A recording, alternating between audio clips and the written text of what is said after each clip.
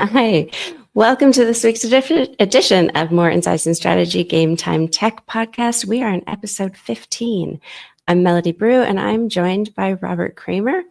We are both VPs and principal analysts. Robert is my partner in our sports technology vertical. How you doing, Robert?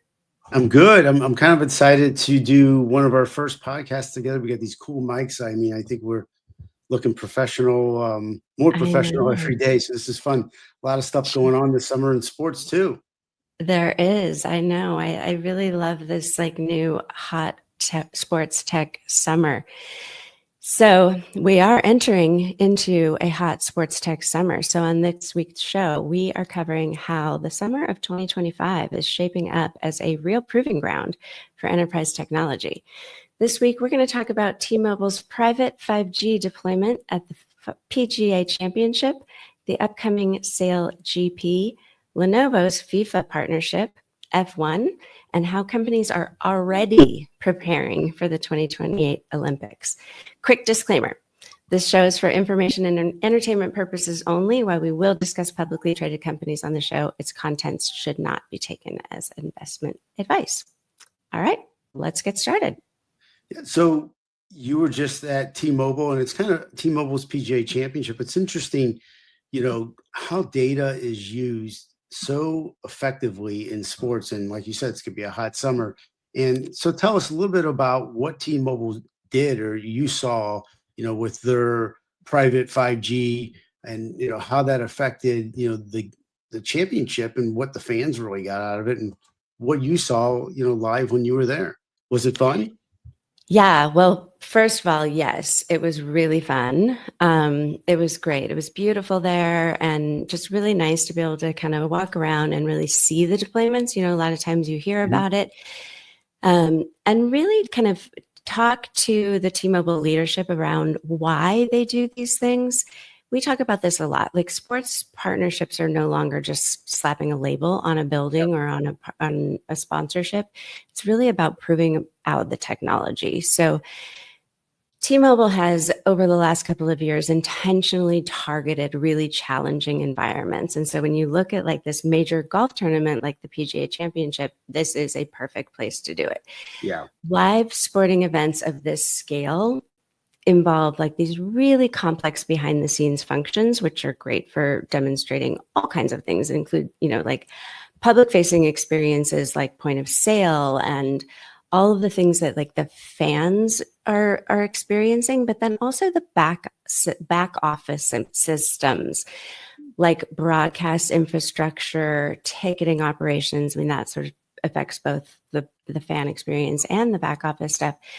But in the past, cellular networks were not sufficient for this. So really, T-Mobile has a vested interest in changing that perception. And this happens across this really massive, I guess I'm not used to this microphone thing. I just whacked it.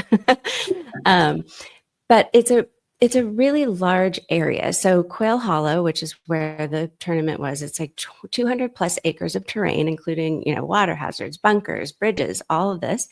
So the portable 5G on-demand network was able to provide, instead of this really elaborate physical cabling, which you normally probably wouldn't see if you're not on the ground, but I saw, and it's just crazy how much in the places where T-Mobile wasn't powering it, how many cables there were. And I actually talked to some of the people at the course who said they have issues with this, including rodents eating it in the middle of the night. Wow. So it's not just a matter of laying this cable and all of that.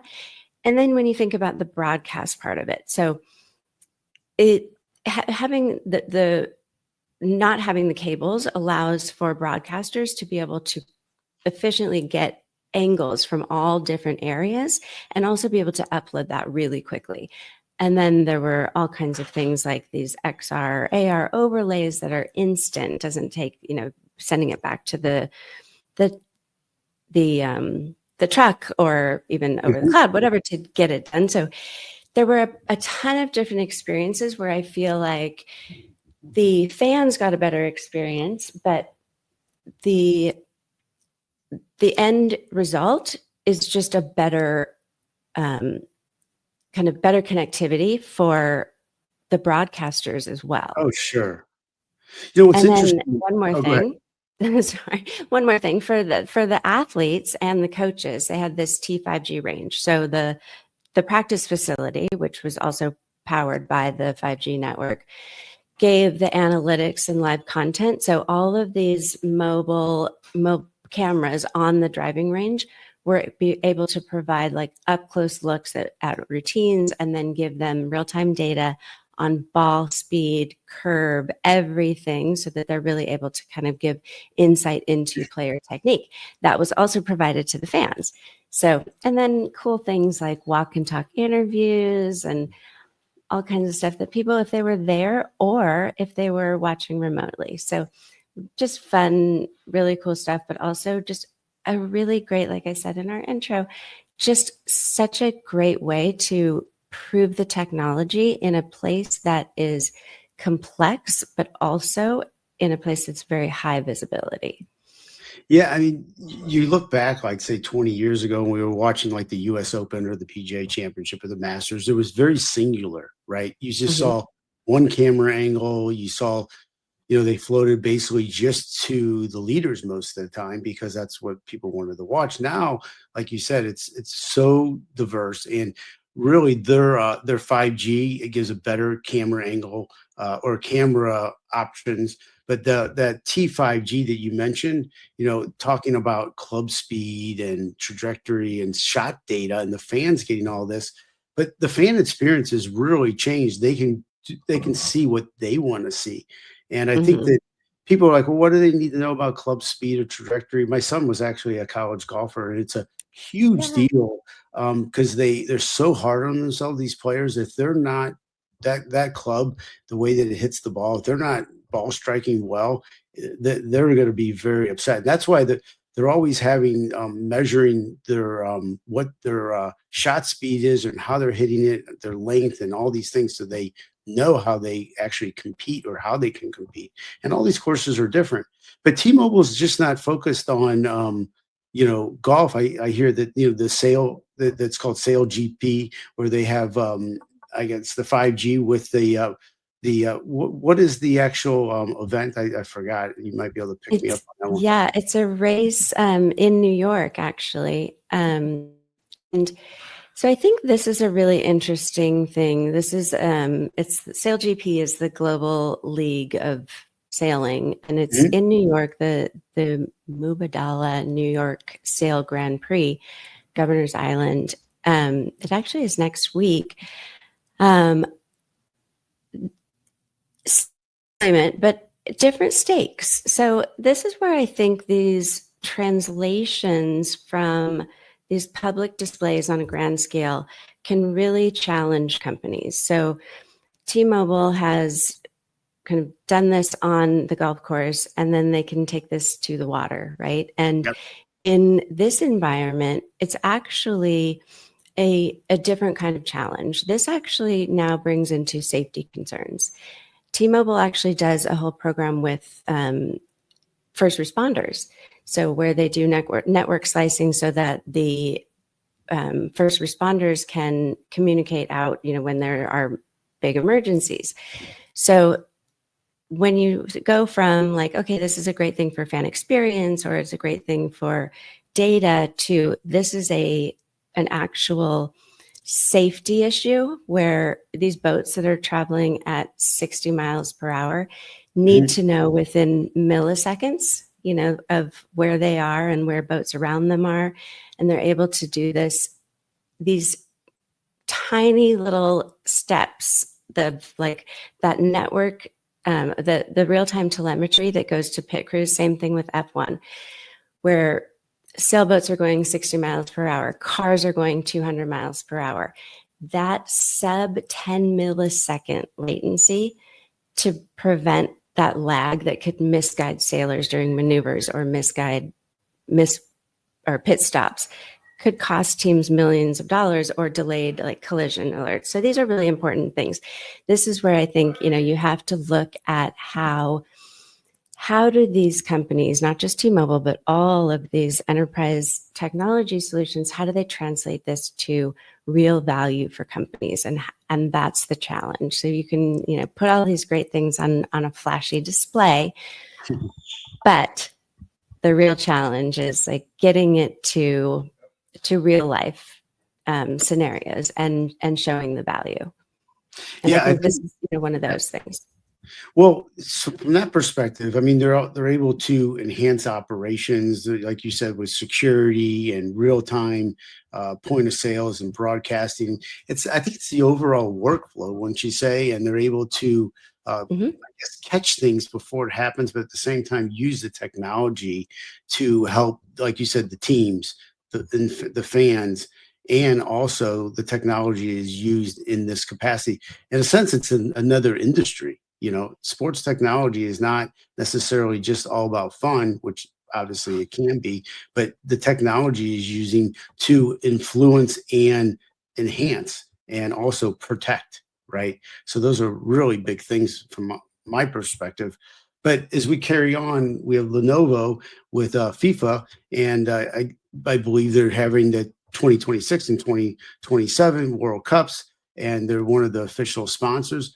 And tell us a little bit about what you think with that. I know they're involved with a lot of end-to-end deployment with some of their products to help with some of the things we've been just talking about. But how do you think this influences the overall game and the fan experience? So this one I think is an interesting combination, because we've been talking a lot about how, it's no longer about brand awareness as much as it is about kind of proving out the technology. And this one is doing both. They do have kind of more of the traditional sort of brand play in this, but then they're also providing like the hardware services, smart solutions to FIFA and all 32 teams. So it's kind of like, they're calling it this reimagined tournament. So they're using AI PCs, tablets, workstations, plus Motorola smartphones. So helping with operations, content capture, collaboration, support throughout all of the games. And I think this is a smart thing for them to do, especially for the Motorola brand. And then, like I said, there's a brand play in this as well. And as we've both seen and covered a bit of, soccer or football, however you want to call it, is really like having such a major resurgence in not just popularity, but in technology. There's a lot of technology being put into this everywhere, from FIFA to just, the clubs. And so this is just another step in how the popularity of soccer/football has caught the attention of these technology companies. Yeah, I think it, like you just said, it does so much, but it's what they were doing all of this manual. Like, I think one of the big things is the operations and coordinating the event sites, the officials, the broadcasting. Someone was manually doing that, and even going back to the golf and even sailing. I mean, that is just, it's fantastic how sports is adapting to some of this technology and using it to their advantage. I interviewed one of the baseball operations at Major League Baseball about how they've advanced from money ball, which we all knew that was manual from the Oakland A's, the general manager. Yeah. Now they're taking all that data, putting it in the Google Cloud, and then those analytics are given to all the teams. But that's being done and given to them to actually, it's like a head start. So this information, everything we're talking about was manual. And so if we, can continue to talk about Lenovo, they're also involved in Formula One technology, which Formula One is I think one of the more prevalent areas where technology is used by many of the technology leaders today. Yes. And right. And they're doing a lot of things for diagnostics and predictive analytics and the infrastructure. And, one of the things that I read was they have some real time broadcasting that they're able to get from AI. That's supposed to be pretty cool. But and then, like you talked about, the ThinkPads, I think those are being used as well. But the fans, it's such a different environment because it's such a hard, it's hard to watch it in person, and they're able to get so much more out of it when they're when they're there. But what are your thoughts?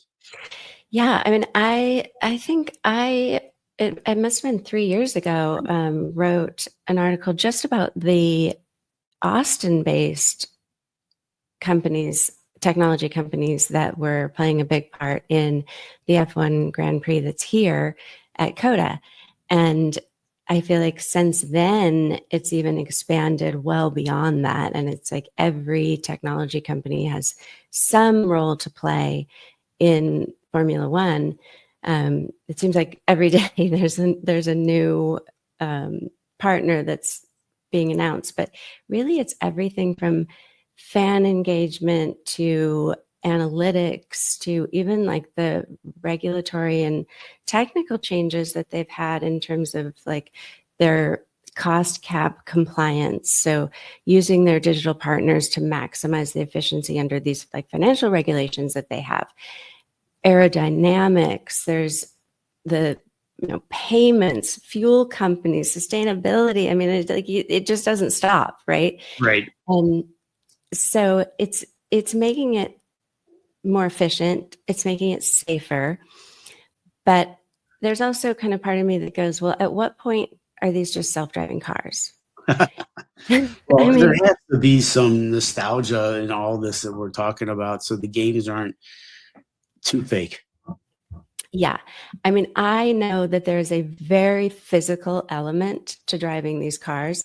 Cadence had an F1 simulation car at an event a couple of years ago, and I tried it, and it's like a workout just in a simulator. I mean, it's really quite amazing. And Cadence does a ton with F1, so they had the McLaren team there, and I wish that you could sit in it and experience it, because like my abs were sore just after like making some turns. I'm not sure what that says about my fitness level, but it was it really is challenging. So when I say, at what point are these self-driving cars? I did it for NASCAR, and I flipped, and the thing went, well, it was one of those that they, like, probably 10, 15 years ago, where they actually let you, like, turn and flip and whatever, and my son was in it. We both were like, what's going on? We're like, upside down.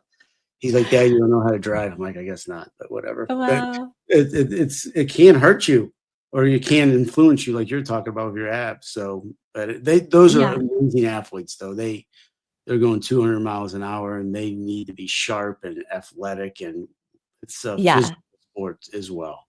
And again, there is that safety element where, you have to have the sensors that can tell you, there's a pebble in the road, and it can kind of root you off of that. I mean, it's really amazing, all the different technologies that can help with the driver's safety element. We should look into that you just mentioned. Like, what is the rate of crashes since technology has been more, used prevalent in these Formula Ones and NASCAR? Because I would hoping to see that it's down, but I don't know. But anyway. As we continue to cover our hot sports tech summer, we will have to break that down. But looking ahead, a few summers from now, people are already planning for the 2028 Summer Olympics. And you were just with Snowflake at their summit, and they're fully engaged already for 3 years ahead for the Olympics. They are so excited. I was at the summit, and they announced it. And it's so interesting when people talk about the Olympics, everybody's head like moved, like, what? Like, they were so excited. This is such a big deal for Snowflake, more as a company, and that they're also going to be the official data collaboration platform for the Olympics and the USA team. That means a lot of things, the technology contributions, and with their data that they're going to assemble for training, medical, nutrition, performance, all the things we've been talking about forever. But I think that the fans are going to get more out of it, which we talk about. It happens everywhere with some of these types of sports. But Snowflake, I think, is establishing themselves as more of a global infrastructure through this. So what we talked about originally is it about sponsorship, or is it about what this means to the company by their technology being used, right? So I think that's a big deal. And then the fans get what they're getting, and the Olympics get what they're getting. But I would see this as a really big deal, for everybody, because of the fact that everybody's the three parties that we always talk about are getting something really special. But the Olympics, it's such a complicated, and we've talked about the Olympics before. It's so complicated to put it together. I was at the 1996 Olympics a long time ago. It sounds like it was yesterday, but it was, I guess, like, what, 30 years ago. So we're not that old, but it was all manual. So this operations that we talked about, from T-Mobile to Lenovo to Snowflake, the operations that they can gain off of these to make it more efficient and electronic, I think, is a big deal. But what's your thoughts on how things have really evolved? Well, so I was in Paris last summer as they were setting up for the Olympics. So I saw quite a bit of that. And I think it's just going to continue to evolve. I mean, there was so much that was happening just in terms of the timing for races to be at like these milliseconds of, I don't even know how to get down to like the teeniest, tiniest measure of time that they can determine the winner of a race, to the way that the broadcasts are streamed and on various channels, so more people can see it in different places. I mean, I think the technology is going to continue to evolve in ways that we've talked about for other sports, which is to help athletes improve, to make the fan experience better, and to prove out the technology. I mean, again, these are massive global scales that are proving grounds for enterprise technology. And lastly, I mean, how far do we want to go? Because we always talk about this from the nostalgia standpoint. Like, the Olympics is so special. Do we want to keep everything behind the scenes, where it's not so front and center, that it's helping the teams, helping the fans, and the IT company is providing? Or do we want it so front and center, like in baseball, where there's no umps and they're not calling the balls and strikes? So I think I like it more from the operations perspective, that it helps more efficient, more data to be better. But it's still, the athlete needs to perform, but it's giving the athlete more ground to be better, or to be more of a performance based upon the information they get and decision making from the teams. But Yeah, I think that's a good question. And I think there's the argument that these athletes train their entire lives for these moments, and they deserve for the calls to be right. And I also agree with you that sometimes it's just part of the game, that there's going to be missed calls, and that's just part of it, and part of the fan experience. So we'll continue to follow along all of this. And for now, we're going to wrap up this edition of Game Time Tech. Thanks for joining us as we enter into our hot sports tech summer. Follow along with us for the rest of the summer, because we're going to be at, well, we're not going to be at everything. We're going to go to some of them, but we're going to follow along with all the major sporting events and all the hottest technology that powers them. So keep joining us. And if there's anything you want to hear about, just let us know, and we would be happy to talk about it.